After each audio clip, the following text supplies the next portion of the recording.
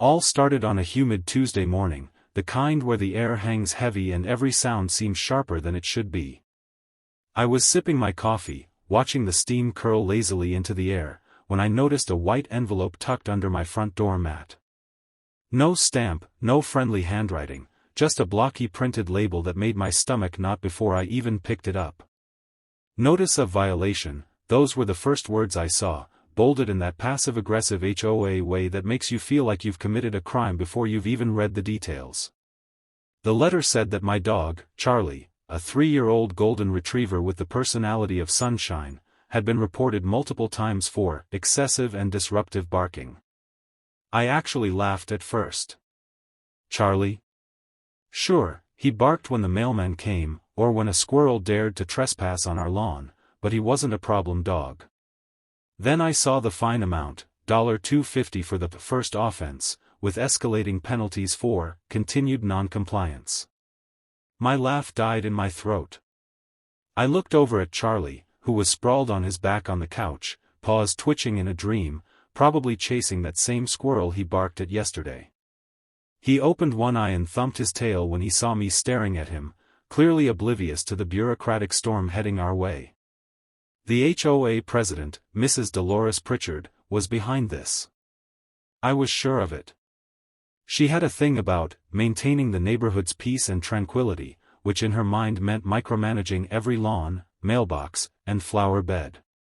She once sent me a violation for leaving my trash cans visible from the street for more than the allotted 8 hours. But this wasn't about trash cans. This was about Charlie. And if there was one thing you should know about me, it's that I don't take kindly to people messing with my dog. Decided to start by gathering evidence. I set up a camera on the porch to record Charlie's behavior when I wasn't home. Over the next 3 days, I reviewed hours of footage, and guess what? Nothing unusual.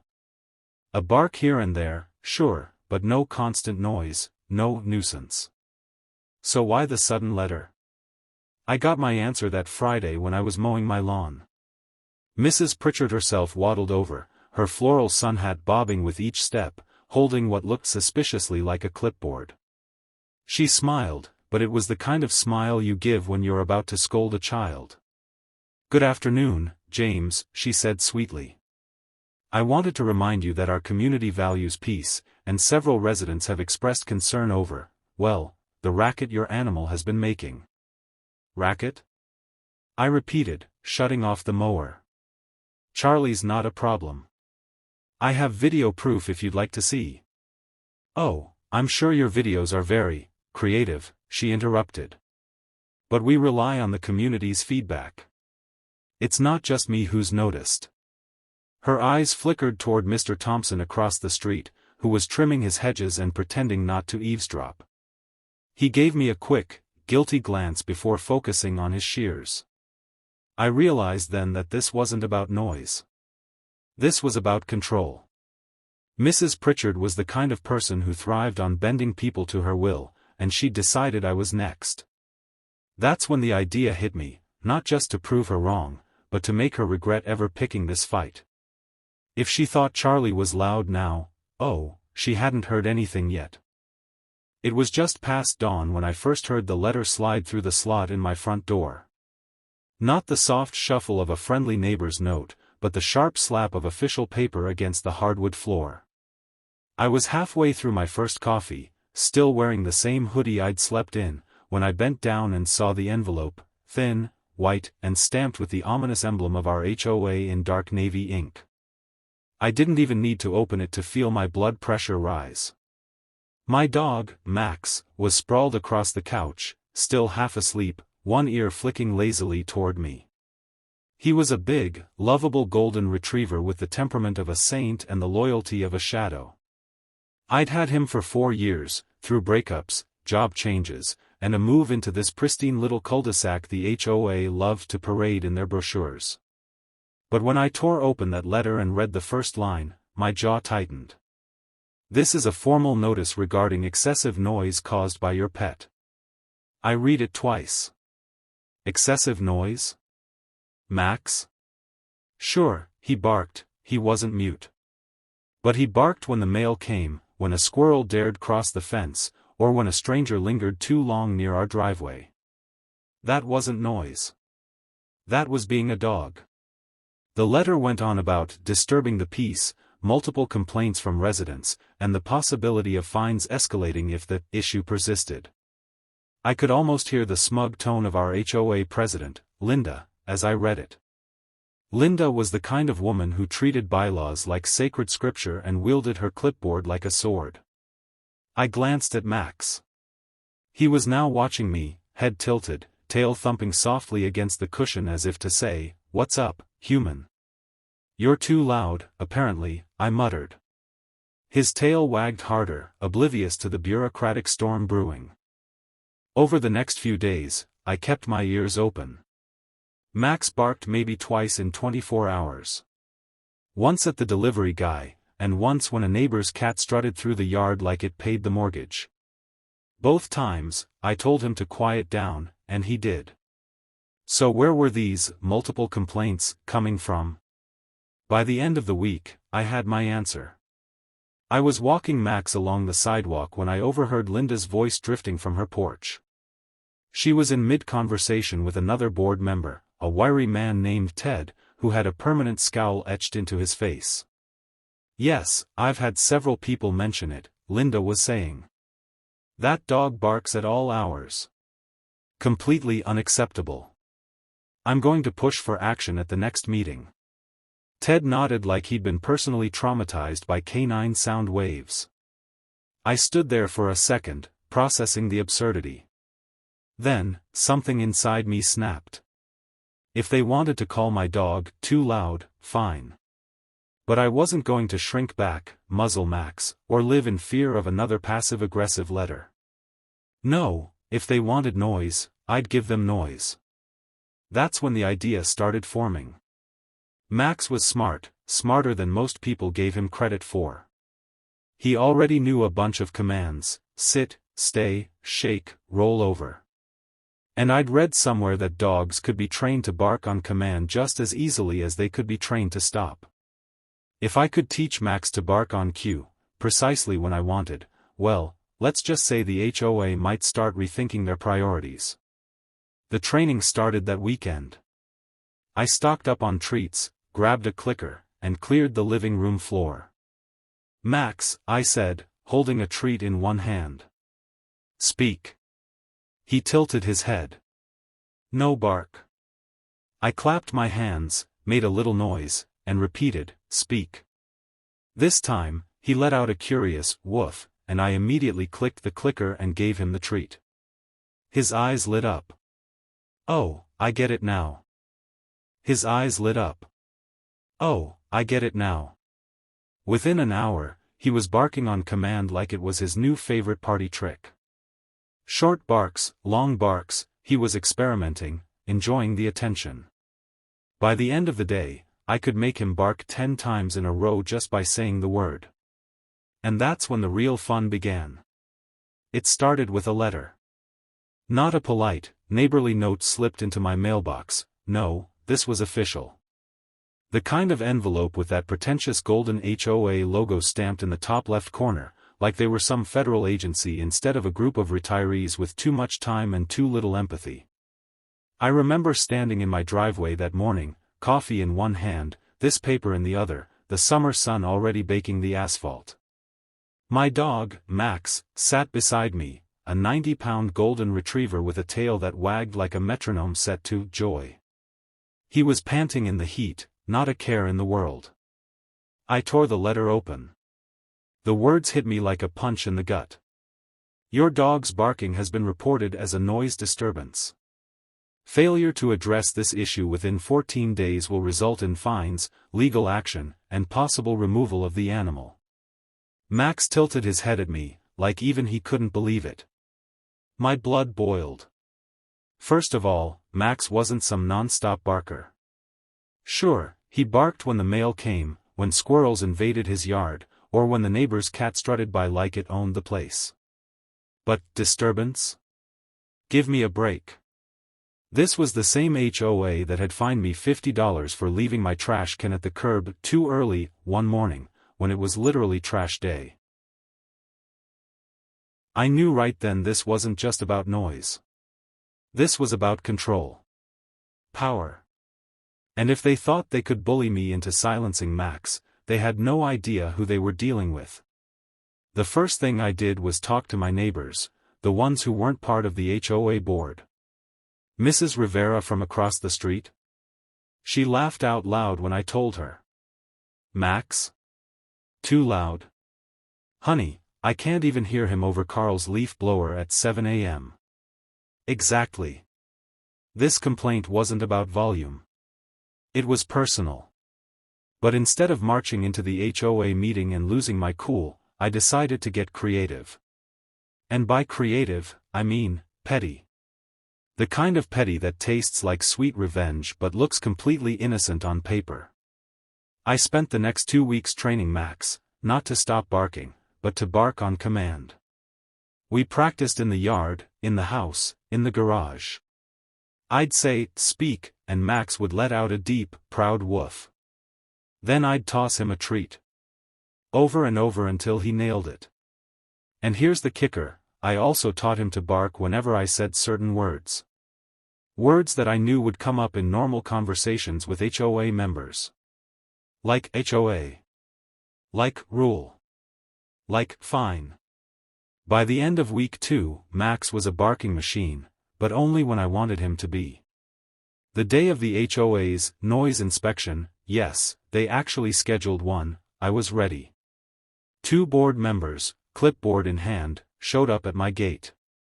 I greeted them with my brightest smile. Good morning, gentlemen.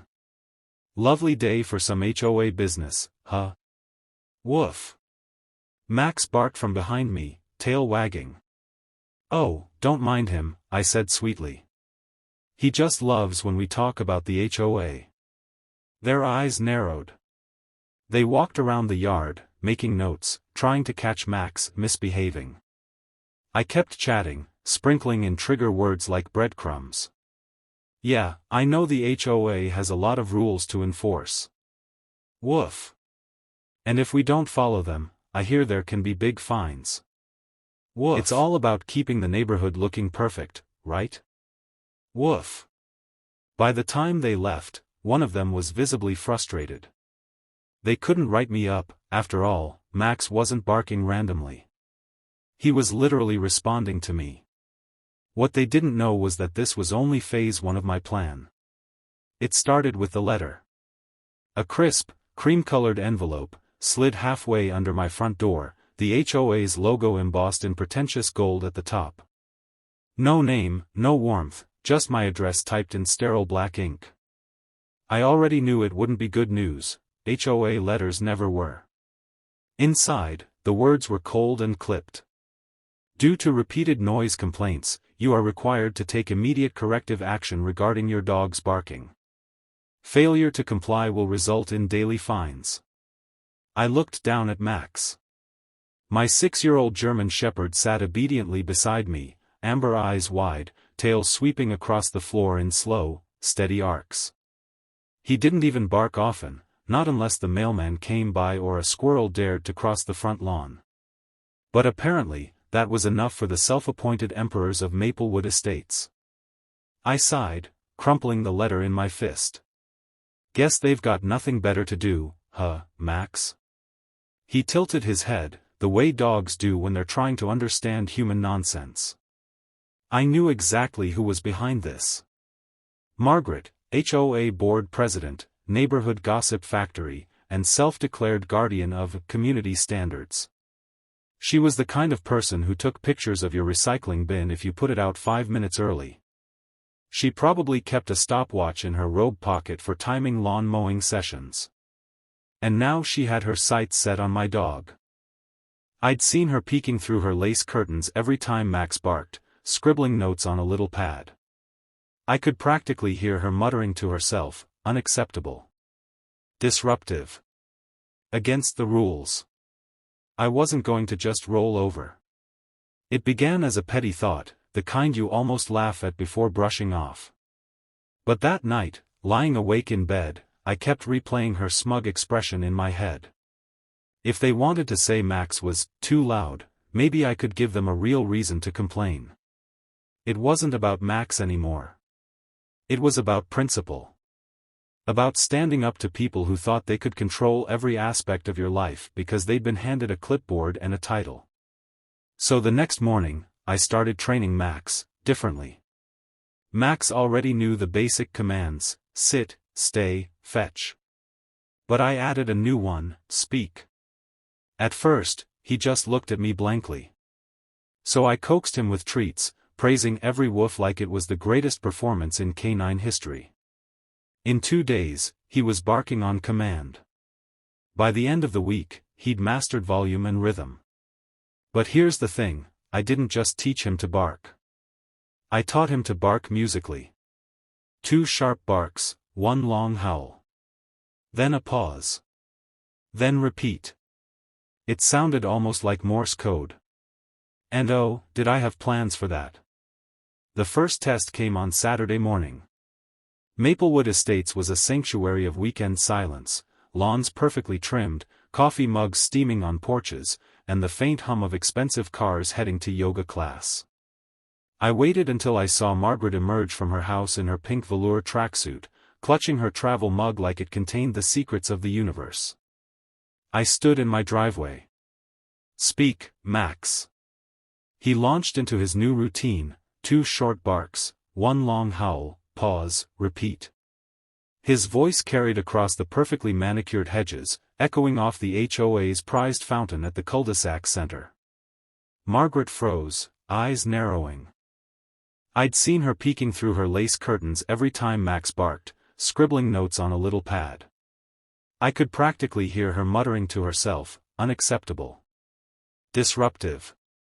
Against the rules. I wasn't going to just roll over. It began as a petty thought, the kind you almost laugh at before brushing off. But that night, lying awake in bed, I kept replaying her smug expression in my head. If they wanted to say Max was too loud, maybe I could give them a real reason to complain. It wasn't about Max anymore. It was about principle. About standing up to people who thought they could control every aspect of your life because they'd been handed a clipboard and a title. So the next morning, I started training Max differently. Max already knew the basic commands: sit, stay, fetch. But I added a new one: speak. At first, he just looked at me blankly. So I coaxed him with treats, praising every woof like it was the greatest performance in canine history. In 2 days, he was barking on command. By the end of the week, he'd mastered volume and rhythm. But here's the thing, I didn't just teach him to bark. I taught him to bark musically. 2 sharp barks, 1 long howl. Then a pause. Then repeat. It sounded almost like Morse code. And oh, did I have plans for that. The first test came on Saturday morning. Maplewood Estates was a sanctuary of weekend silence, lawns perfectly trimmed, coffee mugs steaming on porches, and the faint hum of expensive cars heading to yoga class. I waited until I saw Margaret emerge from her house in her pink velour tracksuit, clutching her travel mug like it contained the secrets of the universe. I stood in my driveway. Speak, Max. He launched into his new routine: 2 short barks, 1 long howl, pause, repeat.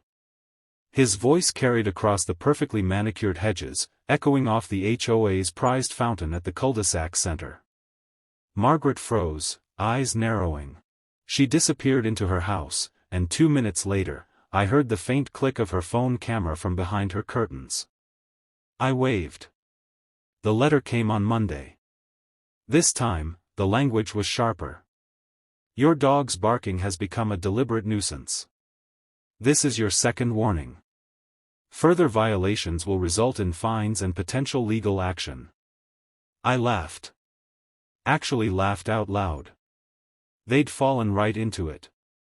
Because here's the kicker, according to the HOA's own bylaws, excessive barking was defined as unprovoked noise lasting longer than 5 minutes.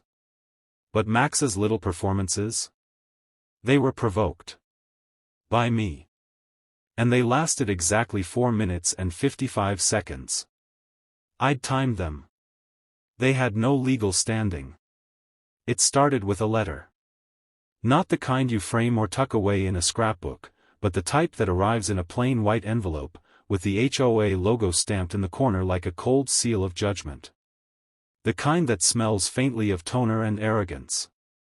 I remember the morning vividly. The sun was just beginning to filter through the blinds, and Max, my golden retriever, was sprawled out on the couch like he owned it.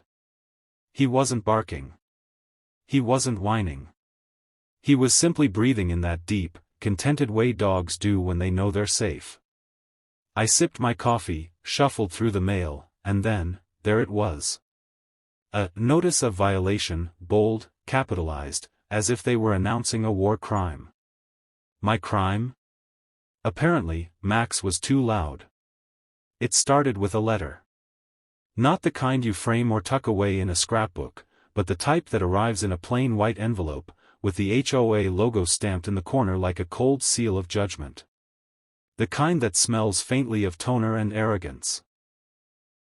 I remember the morning vividly. The sun was just beginning to filter through the blinds, and Max, my golden retriever, was sprawled out on the couch like he owned it. He wasn't barking. He wasn't whining. He was simply breathing in that deep, contented way dogs do when they know they're safe. I sipped my coffee, shuffled through the mail, and then, there it was. A notice of violation, bold, capitalized, as if they were announcing a war crime. My crime? Apparently, Max was too loud. The letter claimed that multiple residents had complained about excessive barking, disturbing the peaceful environment of the neighborhood. I had lived there for 3 years. In those 3 years, Max had barked, yes. He was a dog. Not a porcelain statue. But excessively? No. The man on the corner revved his motorcycle at 5:45 every morning, but that was just life. A toddler 2 houses down shrieked like a banshee every time someone passed by with a stroller, but that was part of community living. Yet somehow, Max's occasional greeting to the mailman was a violation. I set the letter down, staring at it. My coffee had gone cold. Max tilted his head at me, sensing the shift in my mood. His ears perked. He wagged his tail slowly, uncertain. "They think you're too loud," I told him. He yawned, because of course he did. That letter could have been the end of it, a slap on the wrist, a quick apology, maybe a promise to keep him indoors more often. But the thing about me is, I don't take well to petty authority. I don't take well to being singled out, especially when the rules are selectively enforced. And I definitely don't take well to people messing with my dog. So I decided to test something. For the next week, I kept track of Max's barking, the times, the duration, the triggers. The results? He barked an average of 12 times per day. 12. Not minutes, times. Sometimes it was a single woof when a squirrel darted across the lawn. Sometimes 2 or 3 barks if the UPS truck rolled up. We weren't talking about an endless canine concert here. Yet 3 days after the first letter, another one arrived. This time, they added a fine. $50. For non-compliance. That's when the irritation crystallized into something sharper, not just defiance, but strategy. If the HOA wanted to claim my dog was a noise problem, I was going to give them a noise problem. It started with a little training. I had read about bark on command training before, usually for police dogs or search and rescue work. But I figured if Max could bark when I told him to, he could also not bark when I told him to. And if I could control his barking, I could weaponize it. The first step was simple: choose a command. I picked sing, because it sounded innocent enough if anyone overheard. Sing, I said one evening, holding up one of his favorite treats. Max stared at me like I'd lost my mind. Sing. I tried again, tapping the treat against my palm. When he didn't respond, I made a barking sound myself. That got his attention. His ears flicked forward, his head tilted, and then, almost experimentally, he let out a single bark. Yes. I cheered, giving him the treat. His tail wagged like he'd just won a medal. We repeated the process, over and over. Bark, treat. Bark, treat. By the end of the night, I could say, sing, and he'd let out a bark on cue, proud as could be. By the end of the week, he was a pro. One sing could get him going for several enthusiastic barks, each punctuated by that thumping golden retriever tail. And the best part? He would stop the second I said, quiet. The next HOA board meeting was coming up. And that's when I decided to go from defensive to offensive.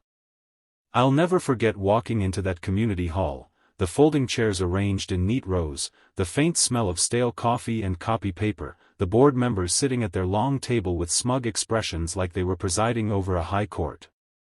I brought Max with me. Technically, pets weren't allowed at meetings unless they were service animals, but I figured I could argue he was my emotional support in the face of harassment. The meeting started as usual, mundane updates about landscaping, garbage collection, budget allocations. Then came resident concerns. That's when I raised my hand. Hi, I said, stepping forward. I'm here because I've been receiving repeated notices that my dog, Max, is allegedly too loud. I'd like to address that. One of the board members, a thin-lipped woman named Carol, leaned forward. Yes, Mr. Thompson, we've received several complaints about your dog's barking. Actually, I interrupted, I'd like to demonstrate something. I turned to Max, sing. He barked. Once. Then twice. Then 4 times in quick succession. Every head in the room turned toward him. A few people chuckled. Carol did not. Quiet, I said, and he stopped instantly. See, I continued, Max barks when I ask him to.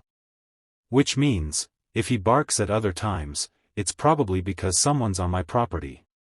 Or maybe, I added, letting my eyes drift toward a man in the third row who had been glaring at me since I walked in, because someone's antagonizing him. The first time I realized the HOA had a problem with my dog, Max, it was a crisp Sunday morning in late October. The leaves had just begun to turn amber and gold, and the neighborhood looked like something out of a postcard. I was sitting on my porch with a cup of coffee, watching Max chase a stubborn squirrel across the yard. His bark echoed against the quiet of the cul-de-sac, but to me, it was the sound of home, the sound of life. Then I saw it. A white envelope slipped halfway under my welcome mat, the words, Homeowners Association Notice, stamped in stern black letters across the front. My stomach sank before I even opened it. Inside, a single page, typed in cold, bureaucratic language. Your dog has been reported for excessive noise disturbances. This is a violation of HOA Bylaw 14C. Please take immediate steps to correct this matter or face penalties up to $500 per incident. $500 per incident. For my dog being a dog. I looked down at Max, his tail wagging, his eyes bright, oblivious to the trouble his joyful noise had apparently caused. I could feel my jaw tighten. This wasn't just about barking. This was about control. The HOA board had always been particular. They liked their lawns at precisely 3 inches, their fences painted in regulation-approved shades of beige, and their houses indistinguishable from one another. But Max? Max was life. He was personality. He was mine. I crumpled the letter in my fist and made a promise right there, if they wanted a fight, I'd give them one. It started small. I kept Max indoors more, took him for walks during quieter hours, tried to keep the peace. But the complaints didn't stop. In fact, they increased. A neighbor claimed they'd measured his barking at 85 decibels.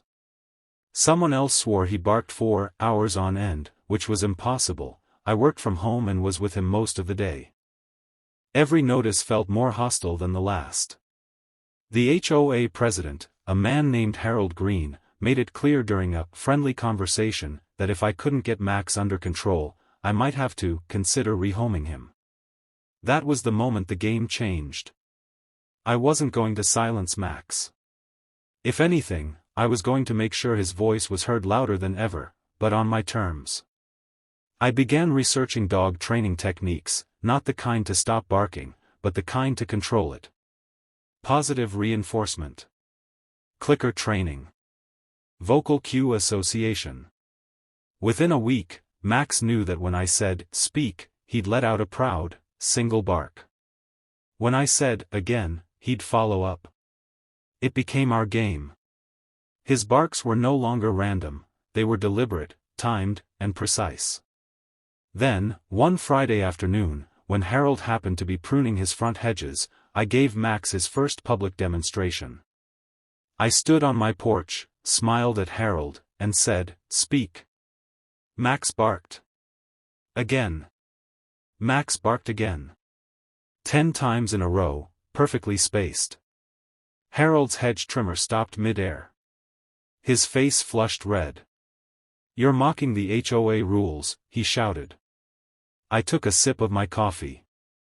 "No, Harold. I'm training my dog. Surely that's allowed?"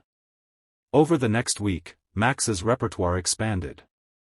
I taught him to bark on the word HOA, to growl softly on the word rules, and, my personal favorite, to give 3 rapid barks when I asked, "How many times has Harold called animal control?"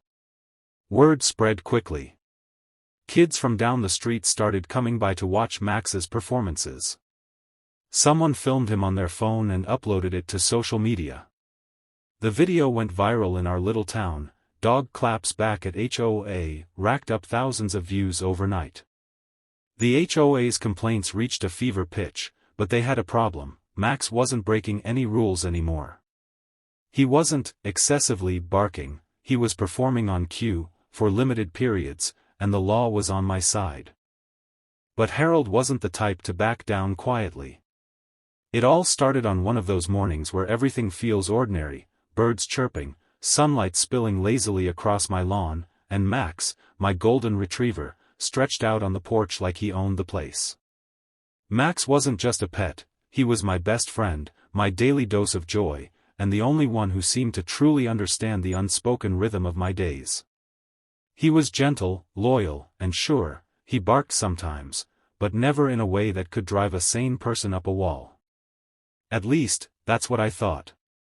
The first letter came folded neatly into a plain white envelope, slipped under my door like some kind of passive-aggressive secret message. It was stamped with the logo I'd grown to dislike, the Homeowners Association seal. Even before I opened it, my stomach sank. I knew the tone it would have, formal, self-important, and dripping with the kind of false authority only an HOA board could muster. "Dear Mr. Carter," it began, "it has come to our attention that your dog, Maxwell, is creating an unacceptable noise disturbance within the community. Multiple residents have lodged complaints regarding his persistent barking. Immediate corrective action is required. Failure to address this matter within 7 days will result in fines of $250 per day." I laughed out loud. Persistent barking? Max slept through most of the day. If he barked, it was usually because the mail carrier had the audacity to exist. And $250 a day? That was enough to make anyone's blood boil. I tucked the letter into my back pocket and looked over at Max. He wagged his tail lazily, head tilted in confusion as if asking, "What's their problem this time?" By the end of that week, 2 more letters arrived. Same language. Same threats. Same irritation rising in my chest. It became obvious that this wasn't about noise, it was about control. Someone on the HOA board had decided Max was their personal target, and they weren't going to stop until I caved. That's when the idea took root, not just to fight back, but to do it in a way so satisfying, so perfectly petty, that they would regret ever putting pen to paper. If they thought Max's barking was a problem before, they hadn't seen anything yet. I decided I'd teach Max to bark on command. Now, Max was a smart dog. He already knew sit, stay, shake, and roll over. Teaching him to bark wasn't going to be difficult. The trick was to get him to bark a lot, but only when I told him to. Controlled chaos. I went online, read a few training guides, and stocked up on treats. Every time I said, speak, and he gave even the smallest bark, I rewarded him like he'd just solved a quantum physics equation. Within 3 days, Max had mastered it.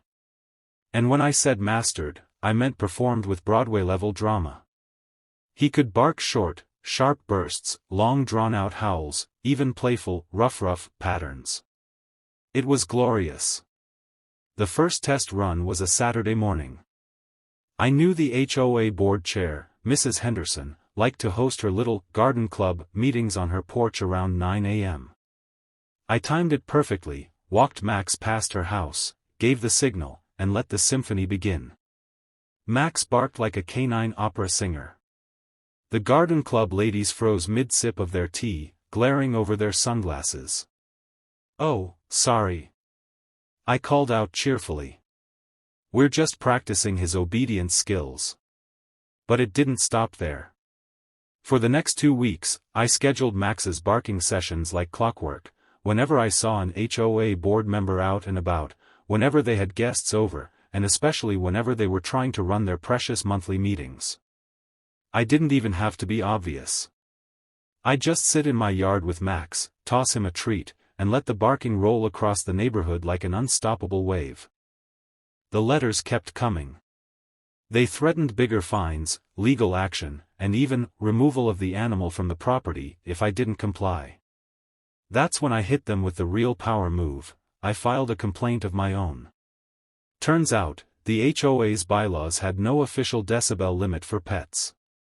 Their noise disturbance clause was vague enough to be challenged, and my lawyer friend was more than happy to help me draft a very polite, very legally intimidating response. I included audio recordings of Max's barking, which, measured with a decibel app, was quieter than the lawn mowers half the neighborhood used at 7 a.m. When they realized they couldn't win the noise argument, they doubled down on harassment. That's when I escalated.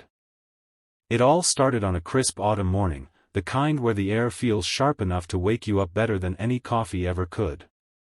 I had my mug in hand, steam curling up and disappearing into the cold breeze, and my golden retriever, Max, sitting proudly on the porch beside me. Max was not just a pet, he was family. The kind of family that greets you like you've been gone for years even if you just stepped outside to grab the mail. He had a tail that could double as a whip, a tongue that thought every human needed a good face wash, and, admittedly, a bark that carried farther than the town's church bells on Sunday morning. That morning, the only sounds were leaves crunching under the paws of a squirrel in the yard and Max's happy panting. Then came the sharp crackle of an envelope sliding through the mail slot. I didn't think much of it until I saw the embossed letters at the top, Homeowners Association. My stomach sank. HOA letters were never about birthday wishes or bake sales, they were always complaints dressed up in legal-sounding words. I tore it open and skimmed the first few lines. My jaw tightened. This letter serves as an official notice regarding noise disturbances originating from your property. Specifically, the excessive barking of your dog, Maxwell, has been brought to our attention. Please take immediate corrective measures to ensure compliance with neighborhood noise regulations. I read it again just to make sure I wasn't hallucinating. Excessive barking? Max was a gentle soul who barked mostly at delivery trucks and the occasional possum that wandered too close to the porch. I knew for a fact that Mrs. Peterson down the road had a pair of chihuahuas that sounded like a fire alarm every time a leaf hit the ground, but no, somehow Max was public enemy number one. I looked down at him. He tilted his head, as if asking, "What's wrong, buddy?" I sighed. "Apparently, you're too loud for the neighborhood." His tail wagged harder, like he thought it was a compliment. I knew right then this wasn't just about a dog barking. This was the HOA flexing their control, another attempt to remind everyone that they pulled the strings around here. Most people caved, apologized, and tried to make peace. But me? I wasn't wired that way. I had a stubborn streak a mile long, and the more I thought about it, the more I realized I wasn't just going to comply. No, I was going to turn this around in a way they'd never forget. The idea hit me like a spark catching dry tinder. If they thought Max's barking was a problem, I'd make it their problem, on my terms. Not by being cruel or breaking the rules, but by leaning into their complaints so hard they'd wish they'd never sent that letter. I'd teach Max to bark, on command. Not just when he felt like it, but exactly when I told him to.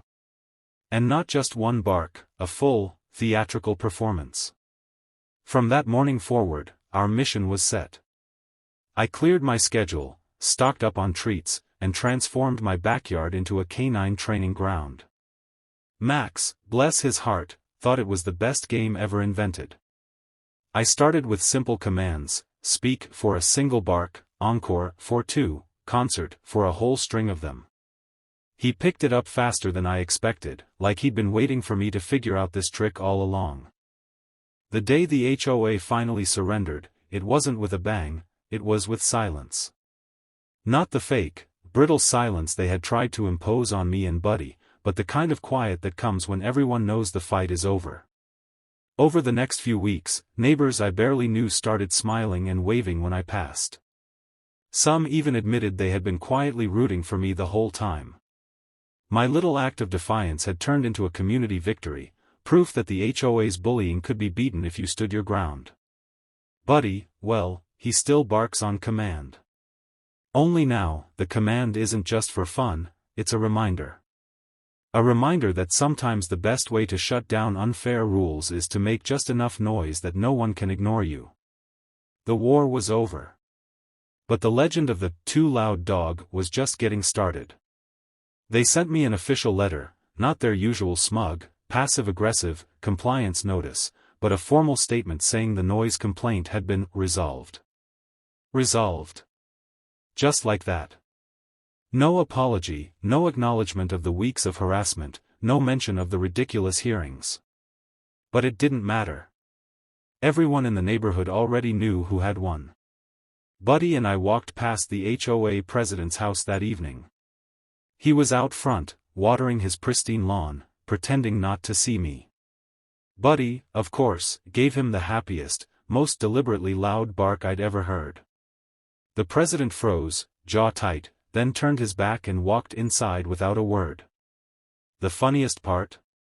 The HOA's rules had actually been updated after our demonstration phase. The new policy now allowed reasonable pet vocalization during daytime hours.